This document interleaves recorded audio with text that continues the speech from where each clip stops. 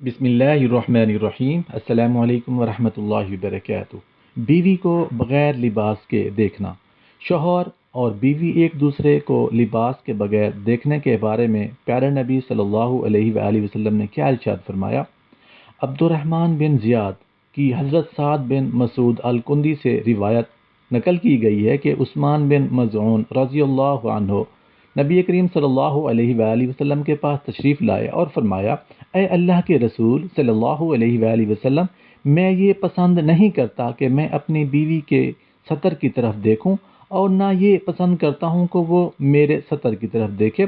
تو حضور صلی اللہ علیہ وآلہ وسلم نے ارشاد فرمایا، بے شک اللہ تعالیٰ نے اسے تمہارا اور تمہیں اس کا لباس بنایا ہے، اور میں ان کی یعنی حضور صلی اللہ علیہ وآلہ وسلم کی ازواج یہ چیز دیکھتا ہوں اور وہ میری یہ چیز دیکھتی ہیں۔